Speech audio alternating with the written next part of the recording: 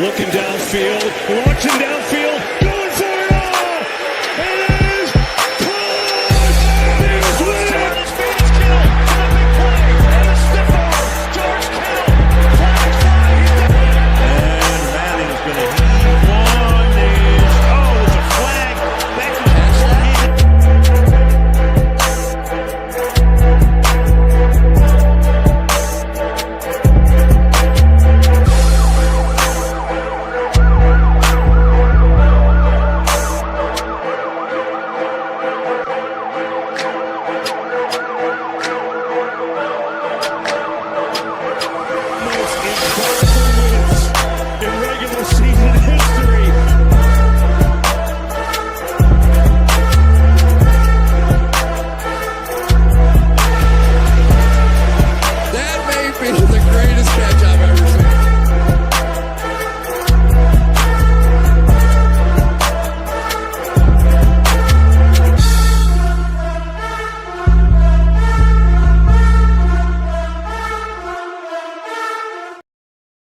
Ladies, gentlemen, and all those in between or outside of it, welcome to Monday Night Mock Drafts with Evan, right here on the Fantasy Football Network, coming to you every Monday evening until week 1 of the NFL season. I am your host, Evan Sather. Tonight, you may have seen this guest many times before if you've been following me doing Monday Night Mock Drafts with Evan for the last year and a half or so. He is the co-founder of SoBack Sports. Please welcome back to the show, Amrith.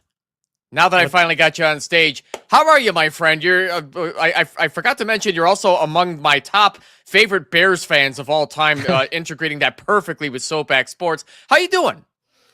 Doing good, man. I am really just waiting and counting down the weeks till NFL season starts because, you just can't get enough of the Chicago Bears. And, I'm already knowing that it's 10 weeks till, kickoff. So, can't be any better. The World Cup's happening. Just trying to keep living while it happens. So hopefully, yeah. I always try to take pride in getting the best variety of guests that I can get on Monday Night Mock Drafts with Evan, where I don't want people complaining too much that I bring on a lot of Bears fans, but I'm still going to bring on a few of them every now and then, whether, NFC rivals like it or not. But I'm just glad you were able to come here as well, once again, to get you on the brand new channel where I know I've had you on the past couple of channels where I've had this show on, and I think this one is finally here to stay. We're loving everything that we're doing with the Fantasy Football Network, and I've been loving everything you've been doing with SoBack Sports as well. So I think you mentioned you're also covering the World Cup. You're also covering NBA basketball, the finals. Now that the Knicks are the NBA champions, who knew that would ever come? But like you said, hard to believe that football season is roughly about 2 months away from the regular season. If you're able to tell the people, what do you have coming up for football content on SoBack Sports?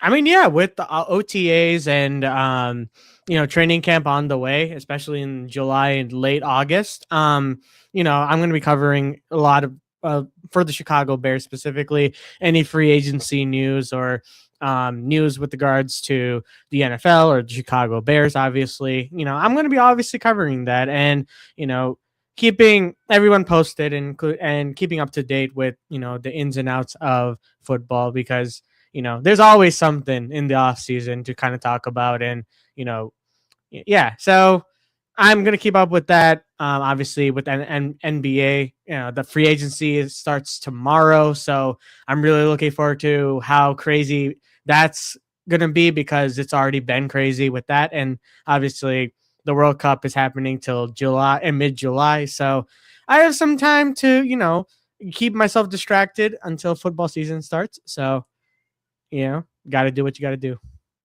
Absolutely. Now, if I'm not mistaken, Amrith, you have not played Scott Fishbowl before. Is that correct? I believe I have not, no. Yeah, so just to at least familiar yourself with the roster and scoring format, as well as reminding folks at home watching this show as well, we have big video game style bonuses this year for all the players. We have 10 points for big passing, total passing, rushing and receiving, 10 points for 40 yards or more in passing and rushing, but then 10 points for 20 plus yard receiving plays. So that's going to put a lot more value on anybody who can catch the football. And that's in addition to being tight end premium, as you'll see on the left side of the screen. 1 point per reception and 1 point per first down. Tight ends are going to be a heck of a lot more valuable here. So that's going to be what's most important. So it's a crazy ultraflex format, Amherst. So I definitely think you would like it here. So that being said, I'm thinking we could get it. We can not keep the people waiting too much longer. Get it started. Amherst, are you ready to dive into this? Of course, absolutely. Yeah, let's do it. I'm going to click start. You're up first. I got to mute the sound on my own end so it doesn't distract me while I'm in the middle of saying something. But we're going to have 30 seconds per pick. Amherst has the first spot. I think famous. Go ahead. Sorry. So I was gonna. Should I make my pick real quick before the timer runs out? But yeah, have at it. I'm gonna take Bijan Robinson to start. I feel like that seems like the most value for pick right now, especially with his contract that he signed. Can't really go wrong with like Jahmyr Gibbs. I was debating between him or Bijan, but with Kevin Stefanski, I think the offense will definitely open up a lot more with Bijan. Even though the quarterback situation isn't as, concrete at the moment with Tua versus Michael Penix, shock. But I do think that Bijan is going to be pretty solid for, fantasy wise. Yeah, for sure. And Bijan Robinson only has Brian Robinson behind him to replace Tyler Algier. And with Kevin Stefanski taking over, I don't know him as a guy that likes using multiple running backs. When he has his bell cow like Nick Chubb, he's going to give him the vast majority of the carries. So Bijan is looking like he's not going to have to be in like a 60-40 split anymore with Tyler Algier. Do you see this still being 60-40 with Brian Robinson Jr.? I mean, I think that it's probably going to be like an 80-20 where it's like there are going to be moments in the red zone where the plays stall and, just to kind of throw the defense off, you put in Brian Robinson in the backfield and then you can, switch up the play and then utilize Brian Robinson. But for the most part, I do think that Bijan is going to be the focal point of that offense. I think they're going to be a very run heavy team going into next season, even though there's no concrete RB1 and RB2 because you don't really know or necessarily have any safety blanket at the quarterback spot. You're still questioning can Tua play still with the style of football that he was playing early on in Miami with McDaniels. I do think that Stefanski will definitely lean on Tua. I think he's shown that he likes Tua quite a bit. He's been saying a lot of praises, especially for him. So I think that they will utilize the run game. And if you remember back in Miami, like McDaniels utilized Achane a lot, or even prior Raheem Mostert as well. Like there's going to be a running back that Tua wants to rely on down the line. So I do think that Bijan is going to be a really big asset still, even with the new regime taking over the head coaching spot. I have to agree with you, too, on how much Kevin Stefanski has given Tua Tagovailoa the hype. I've said this before on the show. I don't think Michael Penix is keeping that quarterback job, man. I think he's about to lose that to Tua. I think Tua is going to end up outplaying Penix. It's going to be an interesting left-handed versus left-handed rivalry, but Tua struggled in Miami at times, but honestly, I think Tua is going to be taking the job from Penix. I have not been impressed with Penix despite the injuries. So this will be an interesting competition in training camp as you're making your next couple of picks here. That's what I wanted to mention as well. And while you're making your next couple of picks, Amherst, so famous J7483, who is Wharf69 in Sleeper, asks me, is 12 your spot in Super Scott Fishbowl? Yes, it is. I will be drafting from the 12 spot in less than 2 weeks from today in the Chicago live draft, which is going to be out technically in the western suburbs in Bartlett, Illinois. But if anybody here watching is going to be drafting with me in Chicago, looking forward to seeing you all in a couple of weeks from now. It's going to be a great party. So, getting back to the draft here, Amherst, you went Caleb Williams followed by Kenneth Walker. I like your start of Bijan, Caleb, and Kenneth Walker. I think the upside bonuses are what you went for here. And Kenneth Walker is basically to the moon in Kansas City, where they finally have their running back. I don't see Andy Reid running multiple running backs behind Walker, and they don't even really have anybody behind Walker either. Who are they going to run? Brashard Smith? Amari DeMarcado? Like, no way those guys are going to get any noteworthy work behind Walker, especially now that Eric Bieniemy's back at OC. Do you tend to agree on that, Amrith? I think my main reason why I picked Kenneth Walker is for Eric Bieniemy. I think that bringing him back as the offensive coordinator was such a great move for the Kansas City Chiefs and something that will revitalize their offense that under Matt Nagy just wasn't quite it. It was very stagnant. It got, stale very fast, and the defense that they usually went up against, were able to figure stuff out. But I think with how, Eric Bieniemy revitalized the Chicago Bears run game and, was a big asset to Chicago. I think, going back and having that experience with Kansas City winning a Super Bowl with them and going back to the place where it all started is going to be very crucial to Kenneth Walker's success in Kansas City. That being said, I will say that he will, like Bijan, have that same treatment where it's going to be 80-20. I don't think that the second running back is going to be like too big of a carry. It's not going to be like a Bijan Robinson, Tyler Algier situation. But I do think that there is a lot of, good reasons to pick Kenneth Walker as a really solid running back, going into your fantasy draft. For sure. And that kind of reminds me too. You mentioned Eric Bieniemy definitely revitalized the Bears run game between DeAndre Swift and Kyle Monangai, being that Bieniemy was our running backs coach last year. I don't remember who they replaced Bieniemy with for running backs, but is losing Bieniemy going to be a bad thing for Swift and Monangai, or is Ben Johnson just going to be knowing how to utilize those guys at their best? I mean, that's a very good question. It's a very good, very important, thing to consider. Will the running back position take a step back?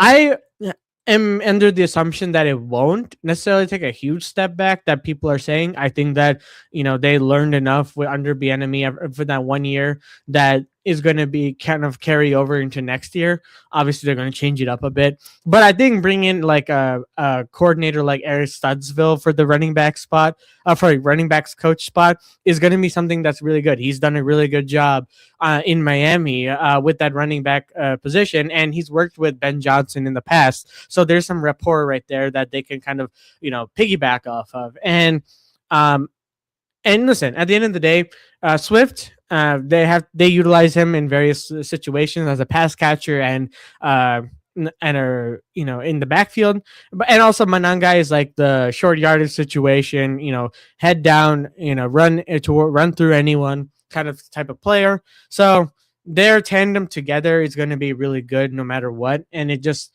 having Studsville there is going to probably continue that for the foreseeable future.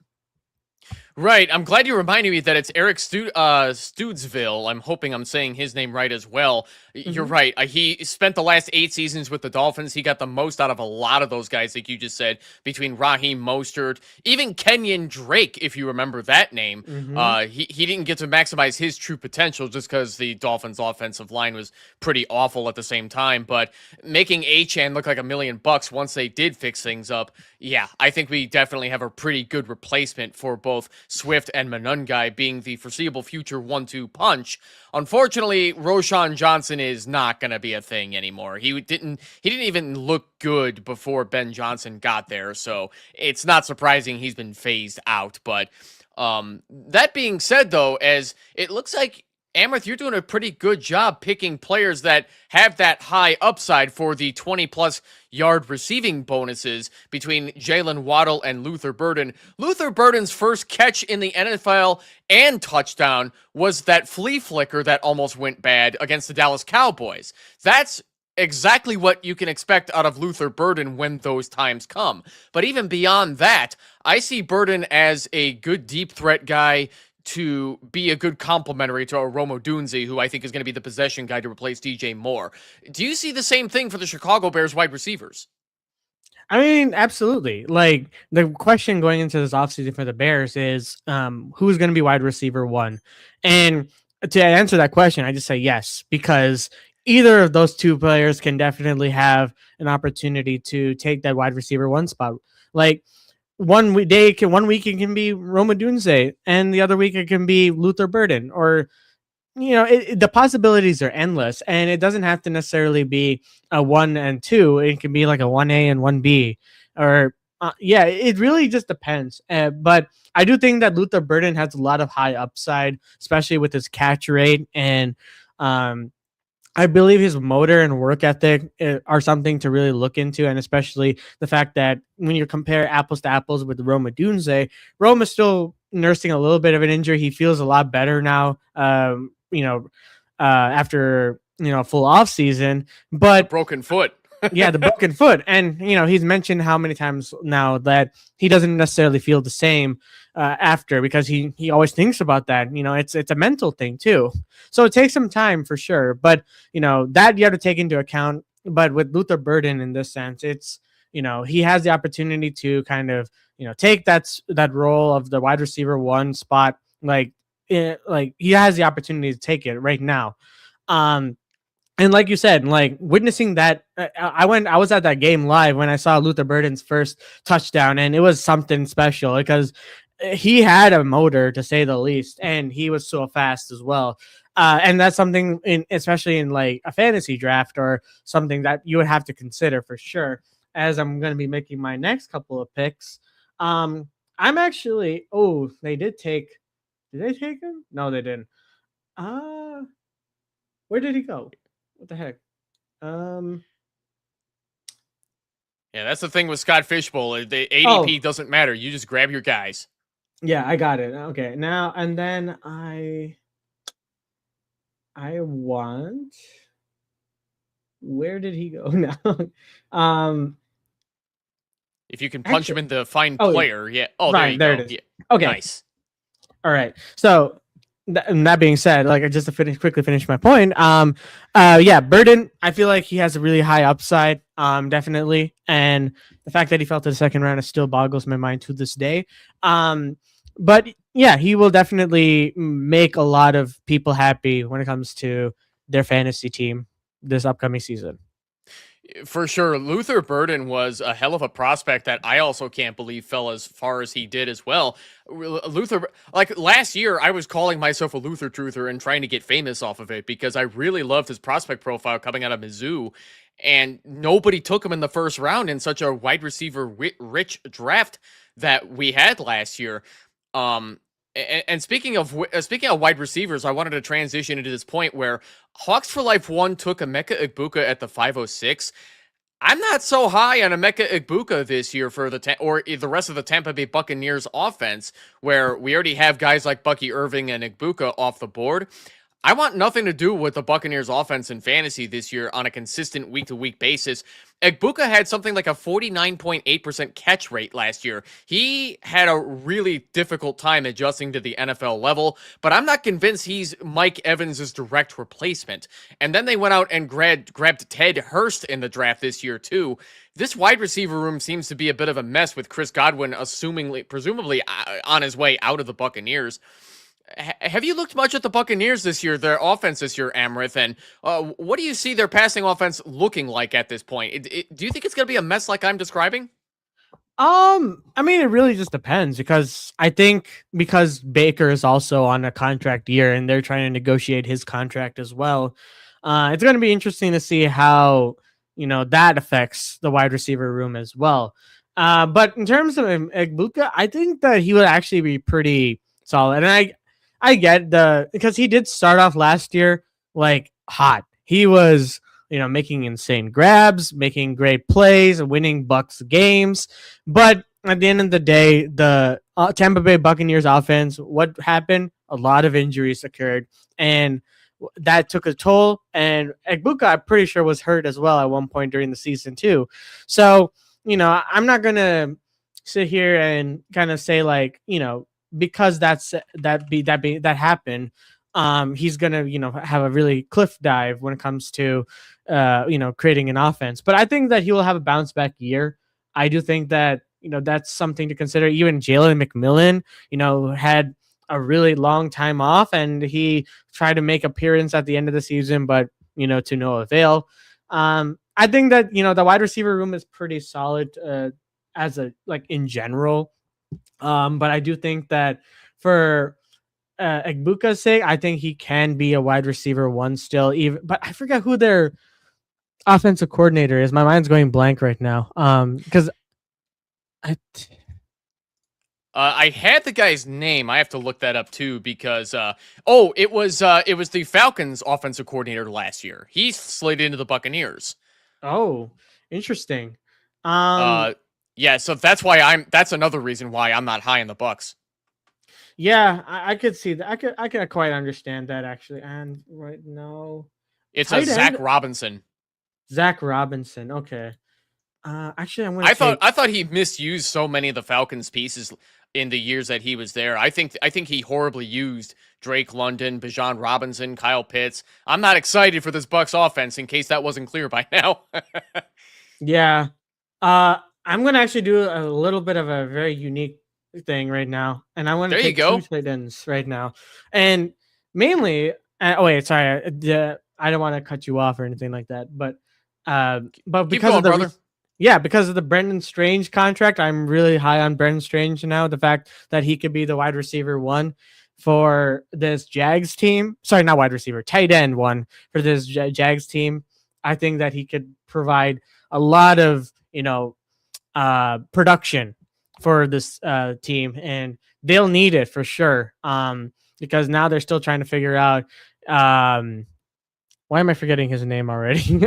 But their wide receiver room with why am I already forgetting? Brian Thomas Jr., Jacoby Myers, Parker Washington. There's a lot of wide receiver ones potentially here. So he'll definitely fit in really well. And then Dalton Schultz, it feels like a safety blanket for CJ Stroud. So I feel like you can get some good production from him as well. Hoping the Texans actually fix their offensive line where CJ Stroud doesn't have to panic to get rid of the football because he's terrible under pressure. Mm-hmm. Yeah, Dalton Schultz should at least be a better safety blanket where their brand new offensive coordinator who I'm struggling to remember the guy they had before who wasn't so good, but Schultz I think is gonna go back to being at least a healthy safety blanket where Brenton Strange he was getting a lot of quality targets from Trevor Lawrence, and they really liked who they had in him. They didn't need they liked him so much they didn't bother going out to replace Evan Ingram. That's how much they loved the draft pick. But before I finish that point too, I'm just gonna grab my third quarterback just for the safety blanket as well as bank on the Marvin Harrison Jr. upside, baby, if there is any left.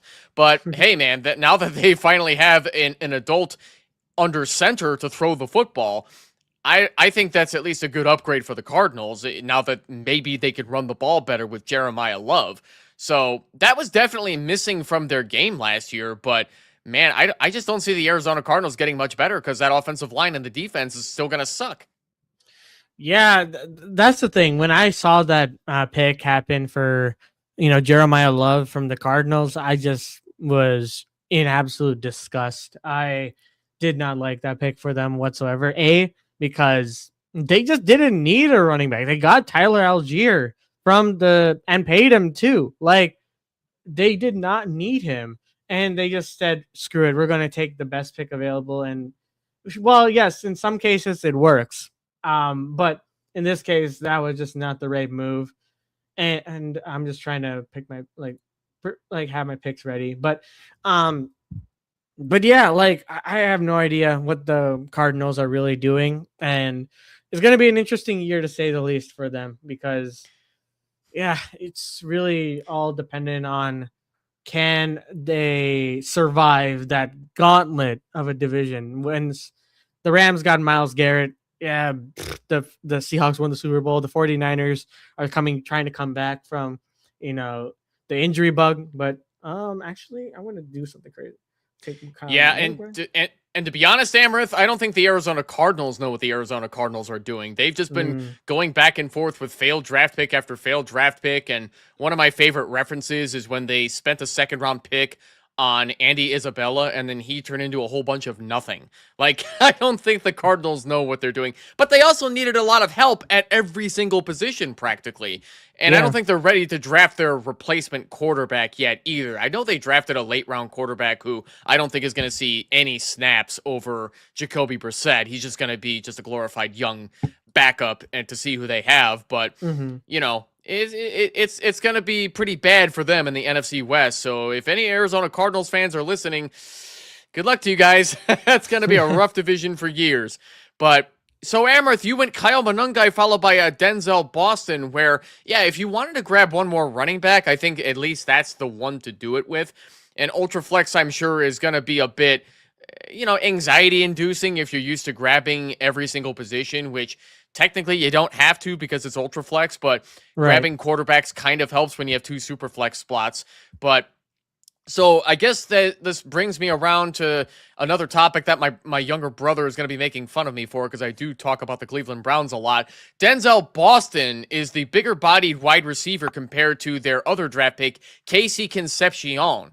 But their offense doesn't appear to be any more functional than it was when Kevin Stefanski was there. They still have an unstable quarterback situation. The offensive line still sucks. I don't know how good the running game is going to be with Quinshawn Judkins getting a lot of volume, but probably going nowhere.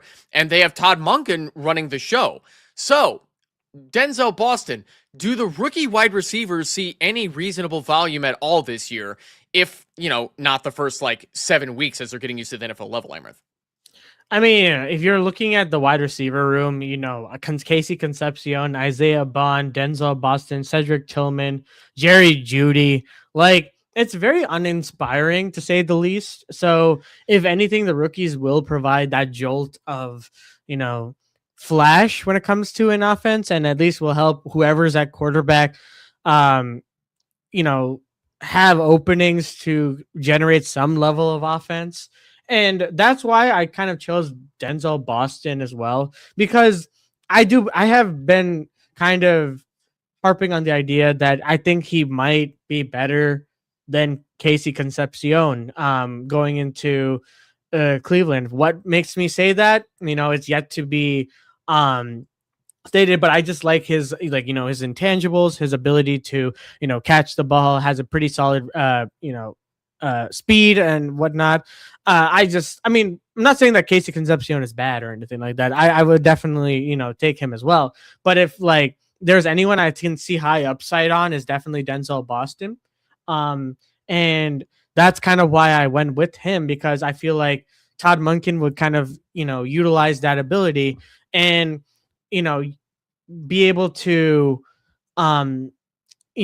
figure out who's their wide receiver one is and who the wide receiver two is, because Jerry Judy is not going to cut it for sure. And or Cedric Tillman, to say the least. I don't even know. But yeah, I mean, that just really honestly what it boils down to. But could I be wrong? Absolutely. But I just going with my gut here. I think your gut is at least backed by some pretty good journalism as well, because as of 3 days ago, Zach Jackson of The Athletic was talking about Cleveland Browns rookie Denzel Boston might have been the most impressive offensive player in these spring sessions, which is a pretty good sign if you're impressing this early on in training camp. But then the next step is at least translating that to preseason games and then regular season games, which are completely different things compared to spring training.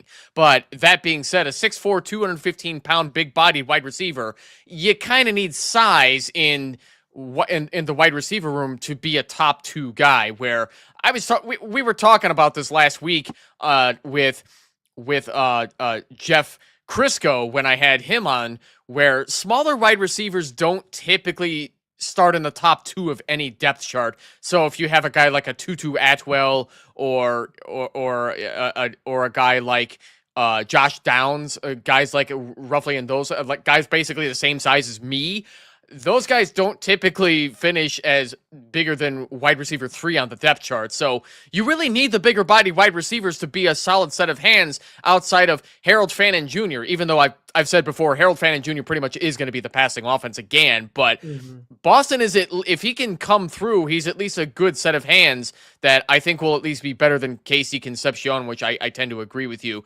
Concepcion's not even that small of a guy either at 6 foot and 190, but I think he's going to be doing a lot more like kick and punt returns compared to wide receiver catches. Yeah, he could be. And that's the question still. Like you mentioned early on and before this, like it's just a matter of can the Cleveland Browns with Todd Monken as the head coach, an offensive minded head coach, similar a similar philosophy, I guess if you want to say it, to Kevin Stefanski, maybe not, but yeah, just going back to another offensive minded head coach. And I think at the end of the day, it's just figuring out, is Shedeur Sanders your guy? And can Shedeur get the ball to these wide receivers? That's honestly the main question too. Because I do think that both, Concepcion and Boston can definitely produce. It's just a matter of, will they get the opportunity to do so? And that's yet to be seen. But I do like the direction, at least. Like, if they're going to stick with Shedeur Sanders, I do think that, they have a shot, because at least, with Shedeur, it's like you at least can have the ball go farther than 40 yards, because I think that Deshaun Watson's absolutely like past any kind of saving at this point. I just think that it's kind of done, but they're just trying to find a way to make up for that $230 million they guaranteed him back a couple of years ago, which to this day is still one of the worst contracts I've ever seen in my life. But, somehow he's reset the market, and the quarterback market has only gone up from there. So, yeah. Well, at least in most cases, it's not like Deshaun Watson, Tua Tagovailoa, Kyler Murray, where those guys all get paid, but then they just don't come through. I mean, Tua's case, the concussions sure didn't help, but Kyler Murray's bad work ethic also didn't help either. The 1-year rental that the Vikings are going to have in Kyler Murray, while J.J. McCarthy might develop in this Kevin O'Connell system. Who the hell knows at this point? But yeah, so that's going to be interesting from Cleveland to see if they can get any semblance of a passing game going, which I have no faith in whatsoever. That offensive line can't block for shit, and their quarterbacks are not the future. They're just going to be a perpetual rebuild. So, Jamie Perogue, if you're listening, I'm sorry, buddy. Your Browns are in purgatory, my friend. So, shout out to Duarte5656 in front of me. You sniped Juwan Jennings, and I hate you for that, because Juwan Jennings is actually my favorite sneaky pick as far as wide receiver value goes. I grabbed Jalen Nailor as the other guy as wide receiver value goes, because the Raiders don't have anybody in front of Jalen Nailor on the wide receiver depth chart, and he got paid. So I'm thinking that's going to be a good second set of hands behind Brock Bowers. But I wanted to touch upon Juwan Jennings first, Amrith, as you're making your first couple of picks. I'll get into my spiel on why I think Jennings is going to be value, because Jordan Addison is not only struggling to stay healthy, struggling to stay out of trouble off the field, but I think he's a wildly inconsistent wide receiver, limited in abilities compared to what Juwan Jennings has to offer, where Jennings at least can I think Jennings is a better route runner than Jordan Addison, and Addison is a really good deep threat guy, but I don't think he's at least got the red zone capability that Juwan Jennings has. And I wouldn't be surprised if Jennings slides in as wide receiver 2 eventually on the Vikings. So when you compare Amrith Jennings to Jordan Addison, do you think that's going to be a problem also behind Justin Jefferson? I mean, I would say it really just because the reason why I'm kind of like saying that, because there's so many different directions that KOC can go in.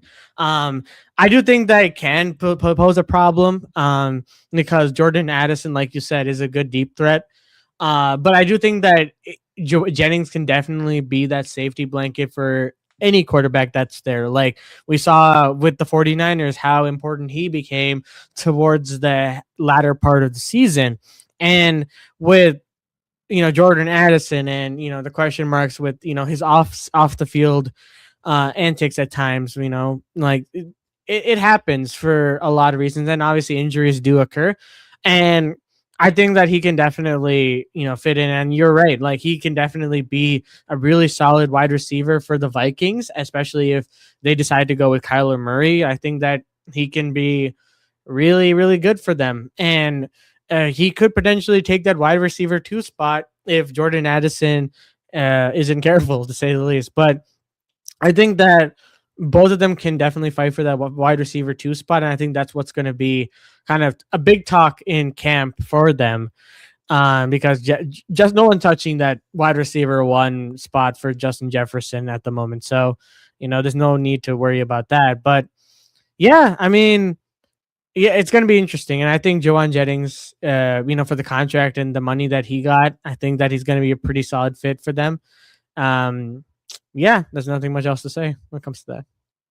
Yeah, no, I think it's going to be a mystery when it comes to the Minnesota Vikings to see what they can scrounge together now that they had to change the signal caller for right now to see if J.J. McCarthy can at least develop behind Kyler Murray. We'll have to see if that plan comes to fruition because I don't buy the whole quarterback whisperer by Kevin O'Connell. So Sam Darnold at least was a special exception where you put him in a functional offense with a stud like a Justin Jefferson and he thrives. Goes to the Seahawks, wins a Super Bowl with Jackson Smith and Jigba, and the rest is now history. His career is at least gonna hold off I forgot the name of the rookie quarterback they drafted last year, but I don't see him. What was that? Jalen Milroe? Yes, Milroe. Yeah, I don't think Milroe is going to be taking Sam Darnold's job anytime soon. Yeah, and I don't think so either. But I do want to kind of touch upon that your point about the quarterback whisperer. I did believe that for quite some time until last year when JJ McCarthy had a relatively full season, I guess if you want to call it a full season. But I think we're a quarterback whisperer. You do have to have some level of ability. And I think, while I did believe that, KLC could be that guy for JJ McCarthy is just not the quarterback like that's fully really ready for the NFL right now. I mean, yes, he did play on a national championship team. He did hand the ball off quite a bit, but there's a lot of things that he needs to work on in general. And I think, you're kind of setting back KOC a bit because, you have to have some level of, readiness. And I think Sam Darnold, the Pastronaut or Josh Dobbs, I think. Yeah. And then you have Kirk Cousins, obviously, and players like that, so I feel like KOC can definitely still, help Kyler Murray in this case. And I think Kyler Murray is probably going to win the QB battle. And I feel like that's not really that much of a hot take. But yeah, I do think before I make my pick, the Arizona Cardinals paid a lot of money for Kyler Murray not to play for them anymore. Yeah, that's for sure. Now it's kind of tough right now. It's where the real grind begins. That's really true. I feel like I want to reach so bad, but I don't think I want to reach that much. But actually, oh shoot. Oh, I picked the wrong. Yeah, you don't have to worry about reaching in Scott Fishbowl. You just grab your guy and hope for the best. No ADP matters in Scott Fishbowl, which I know is probably not going to be that popular of a take among the Scott Fishbowl crowd. But if you've drafted long enough, you're grabbing your guys. You don't give a shit about ADP. Yeah, exactly. But yeah, I did like Braylon Allen potentially for the Jets. I think that he could, obviously coming off of a major injury and, with behind, what's his name again? How could I forget his name? There's Breece Hall and Isaiah Davis. Well, I can't believe I forget Breece Hall's name, but behind Breece Hall and Isaiah Davis, I do think that he's really young.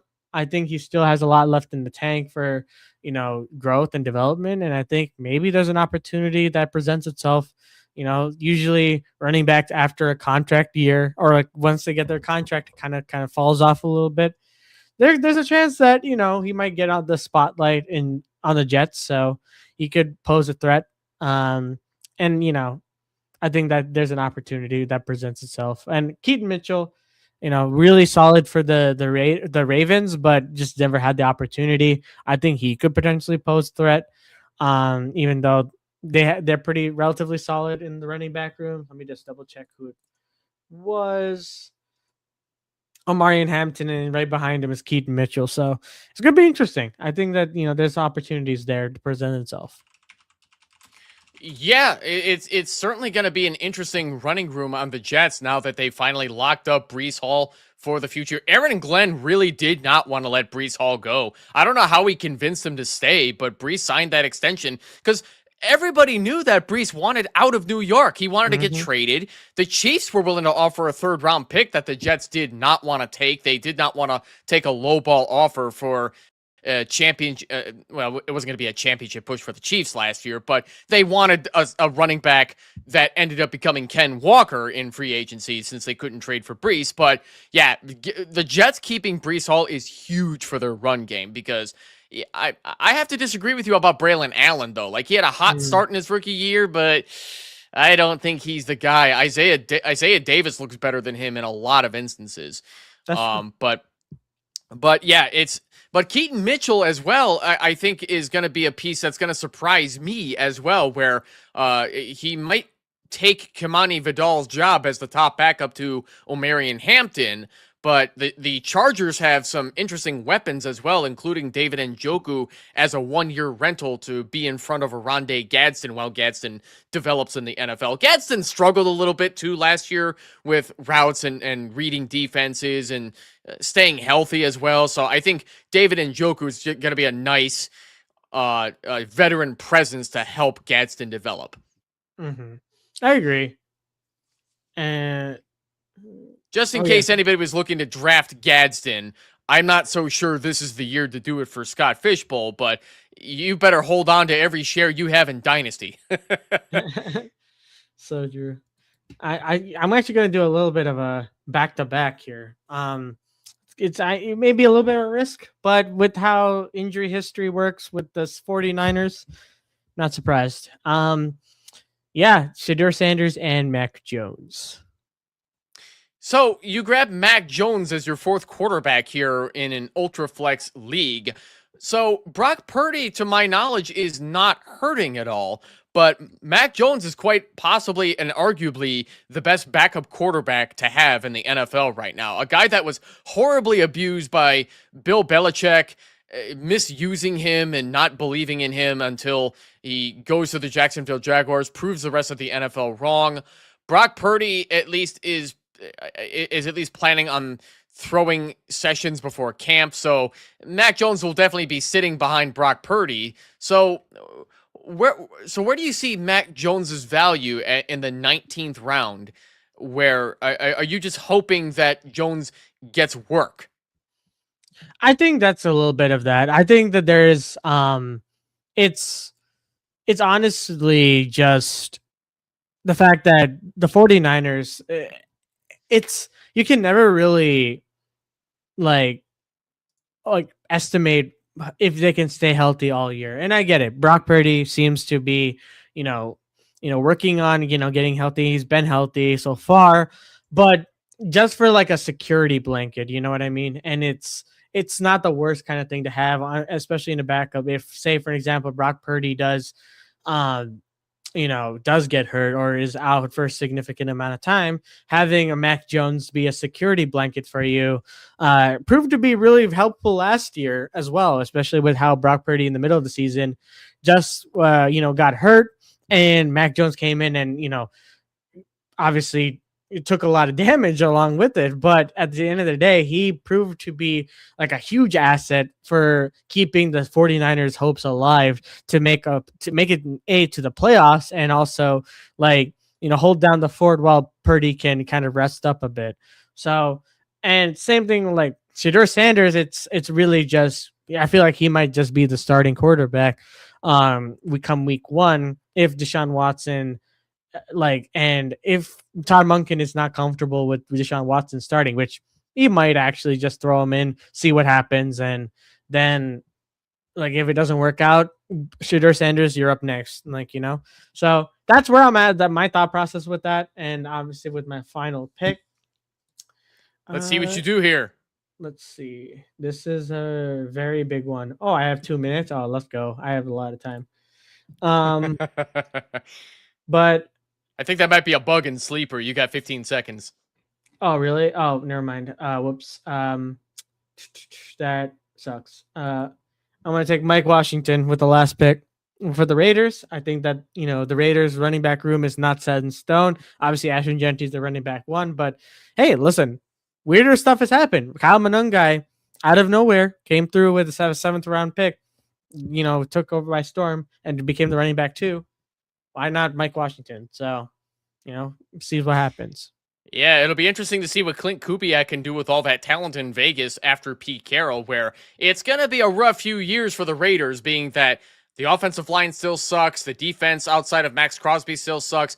That Raiders team is going to be ass for years. It's going to be quite the rebuild for Clint Kubiak, but we'll have to see what the Tom Brady ownership group does as far as believing in the coaching staff and just building from there. So, yeah, I do like Mike Washington as a last round value pick, being that if Washington gets some PPR work, that could be mighty valuable in a format like this, especially if he gets if he gets like a 20-yard reception play, boom, you've got some sneaky PPR value right there, where Genty, I don't think, is going to be catching a lot of passes out of that backfield. So, going to be interesting to see what happens with that. So, Amrith, ADP is all screwed up right now in Sleeper. It's no secret, but proof of that is a guy that I really like as a late round value, and that's Dontavian Wicks, who I grabbed over here in the 17th round at the 17-12. He's presumably going to be the wide receiver 2 for the foreseeable future until Mekhi Lemon gets used to the NFL level and proves his worth. But they paid Wicks quite a lot to stick around for this year and next year. Wicks' contract right now is going to be inheriting the final year for his rookie year that the Packers were going to pay him, but they extended him for another something like $11 million to stick around, which for the 2027 season, which that says that they believe in Dontavian Wicks as a value pick. So being that, I think a lot of people are worried about Mekhi Lemon, does Dontavian Wicks have a role in the passing game for Philadelphia? I feel like he could. I think, him on the Packers, it was a little bit of a like the too many cooks in the kitchen type deal, especially last season where you draft Matthew Golden with your first round pick after a really long time. And funny enough, they did that when Rodgers wasn't here. But yeah, with Wicks, it just wasn't going to work out. And I felt like last year kind of was a down year for sure, especially and that's kind of like a symptom of having that many wide receivers in that room.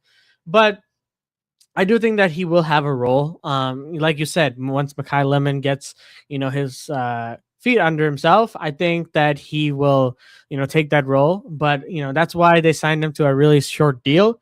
And, kind of like as like a stopgap kind of thing where, in the meantime, he's gonna take the wide receiver 2, let Mekhi Lemon kind of grow into that wide receiver 2 spot to be a tandem with Devonta Smith, who I've been begging to be the wide receiver 1 for the longest time for the Eagles, but AJ Brown existed then. But yeah, it all really also depends on Jalen Hurts and the offense. Obviously, they don't have Kevin Patullo anymore, and they have a new offensive coordinator. So I expect that offense to Sean Mannion, I'm pretty sure, who Sean Mannion. Yeah, is their new offensive coordinator. So I think that there's definitely going to be some improvement on the passing game front. But I do think from that perspective, I think, Dontavian Wicks will definitely have a role for sure. What that role is, I think it's going to be, having a lot of like shallow routes, deep cuts. And because Devonta Smith is more of a, I guess you could say, I feel like he is, or am I mixing him up with someone else? He's a deep threat. if I remember correctly, too. He's very clinical when it comes to his route running too. So having Wicks be that kind of safety blanket as a wide receiver too is going to be important for the Eagles going into the 2026 season. Yeah, Devontae Smith was kind of all over the place with how dysfunctional the offensive staff has been for the Philadelphia Eagles. Nick Sirianni isn't exactly helping the game plan either. I'm sure there are plenty of Eagles fans listening, especially you, Philadelphia, of how much you guys are sick and tired of Nick Sirianni screwing around. But hey, at least now you got Sean Mannion, who Saquon Barkley already praised, to fix this offense. Hopefully it should be a lot more functional for years to come as well. So I want to get into a couple of questions here in the comments. Famous J7483, what would Stefon Diggs on the Commanders do for Terry McLaurin's value? So that's an interesting theoretical question. I haven't heard Diggs having any interest on the Commanders to go opposite Terry McLaurin, but it seems like the Commanders are most interested in Brandon Ayuk if they can get him off of the 49ers. So, I mean, if Diggs ends up being a consolation prize to not getting a big body receiver in Ayuk, Diggs probably not in his prime anymore, but I don't think he sinks Terry McLaurin's value. I think that the offense that they have in Washington want to get Terry McLaurin the ball a hell of a lot more, considering how underutilized he's been and how freaking talented he's been. He is their guy. And as of 5 days ago, Brian Manning of USA Today noted that the Commanders have no clear wide receiver 2. It's not even Antonio Williams who you took. It's Terry McLaurin. So, sorry, Amrith, what do you think that Stefon Diggs would do if they sign him?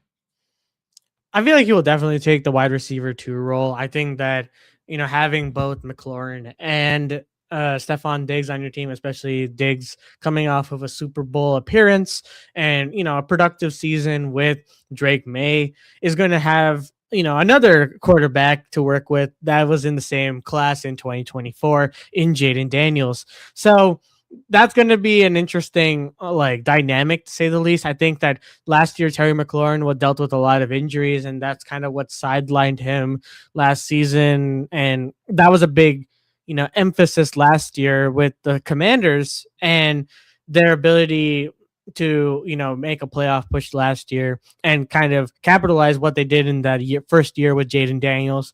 I do think that I'm pretty sure that the Commanders aren't aware of the Brandon Ayuk. I feel like Brandon Ayuk is the only one that is interested in going to the Commanders, especially with all the crash outs I've seen on his social media. But, at the end of the day, I think that, Brandon Ayuk is going to be, I feel like he kind of, has set his value back for sure. And I don't think that the Commanders are going to probably take a risk with a player like Ayuk, especially with what's been going on recently.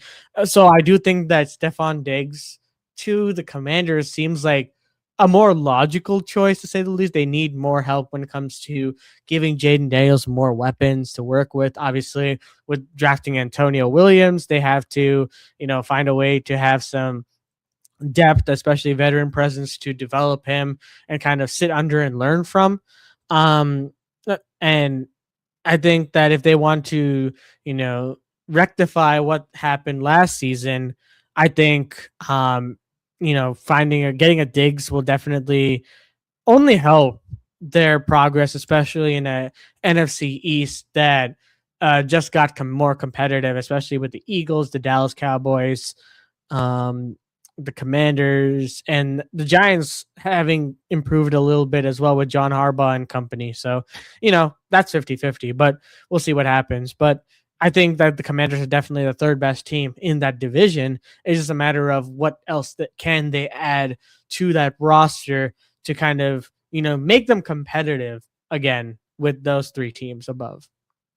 Yeah, absolutely. Famous Jay also mentioned that he saw a quote from Diggs, originally from Maryland. Diggs has been working out in Maryland as well, as a free agent. It's his home state. There's been a lot of rumors circling Twitter for quite a while now that the Commanders could be interested in Diggs. Diggs also mentioned that there's some stuff in the background that's being worked out, where I tend to agree with Vince Mapstone here, where I think that if and when the Brandon Ayuk is cut by the 49ers, he is absolutely going to the Commanders.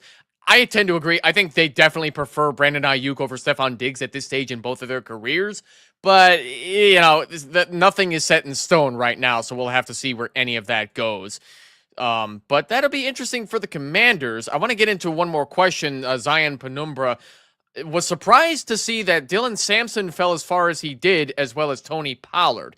Those are two running backs who I am so out on this season, where Dylan Sampson, I don't think is going to have a solid future for the Cleveland Browns, where we were talking about this last week with Jeff Crisco, where Dylan Sampson has that like PPR scam back, similar to like a James White, like an Alvin Kamara was for years, like being kind of a cheat code in PPR leagues. But Sampson didn't get fed the ball that much, being that, well, it kind of makes sense when you look at the Browns offense. They don't have a lot of time to get rid of the football, and they don't use Sampson much for checkdowns either, and he doesn't really get anywhere after the catch. But yeah, Tony Pollard, I just don't think is going to be holding on to that job for a lot longer either, where I grabbed Nicholas Singleton in the 18th round. What do you think about these running backs, though, Amrith? Is Sampson and Pollard, do you see them having late-round value, especially in an ultraflex like a Scott Fishbowl? Oh, yeah, absolutely. Late round value, absolutely, with Pollard. With the Titans trying to figure out what their running back room is looking like, they recently drafted, like you said, Nick Singleton. And the injury history with Nick Singleton is something of concern as well. Something to really look into too. And he was like, what? I'm trying to remember the running backs. It's been such a long time too for the draft as well, because I was so into the draft with like the running backs as well. But there's a chance that Nick Singleton, like that's why they took him a lot later, because that history as well. But I do think that Pollard has some value, especially for this upcoming season. I think that he can definitely, provide some points for sure. I think that they're not going to like completely get rid of him, because he does have some, ability to, get the, get some decent runs going, get some touchdowns, especially for a person that had him last year in one of my leagues. And I think it was just a matter of the situation he's in right now. But yeah, I do think that there is some upside for him. And it's like maybe, with the new offensive coordinator, Brian Dable, like there's an opportunity there where they run the ball heavy and, utilize Pollard to be, a potential focal point to kind of, bring along the rookies or bring along the young talent potentially. So late round value, absolutely. I think that makes a lot of sense. Yeah, I like the comments that are talking about Tony Pollard as well. Zion Penumbra also mentions that Tony Pollard is a definition consistent. He's had 5 years in a row with over 1,000 all-purpose yards and 4 straight seasons of 1,200 all-purpose yards. He's very safe. Yes, the data definitely backs up what Zion Penumbra just said, as I'm showing that on screen right here. He definitely can rack up the yards when you give him the football. In the past 5 seasons, he's proven himself in Dallas and Tennessee that he's a guy that can be counted on. But all good things must come to an end. You don't draft players you don't intend to play. I don't see how Tyjae Spears and Nicholas Singleton don't start cutting into the work of Tony Pollard, where I know that Brian Dable doesn't mind using 2 running backs if both guys can push the ball forward to open up the passing game a little bit more. But I also don't trust Brian Dable as an offensive mind either, where he was the guy that got Jackson Dart almost killed out there, putting him out there too soon. I'm not loving that for the Tennessee Titans, but Pollard, I think, is at least still a good sell high candidate as well, because I'd be very surprised if he hit 1,000 yards on the ground again this year. 1,000 all-purpose I could see, but I'm not so sure his job is safe. Maybe he can do 1,000 all-purpose again, but I don't know. I mean, he's about to turn 30, and doesn't necessarily mean that he's a bad running back anymore. But I'm not. At least he's a safer guy compared to a Dylan Sampson, who really did not see that much work in his rookie year in 15 games. But Yeah, there's a lot of question marks revolving a lot of these running backs on bad football teams. So, yeah, it's Vince Mapstone even said it too. Tony Pollard is a fantastic bread and butter guy. Well, I will not be drafting him, but you guys can have him all you want. Fair enough. So we're going to start to wrap things up here as well. So, ladies and gentlemen, and all those in between or outside of it, this has been Monday Night Mock Drafts with Evan. Once again, I'd like to thank my guest, Amrith of SoBack Sports, for joining me this evening for Scott Fishbowl.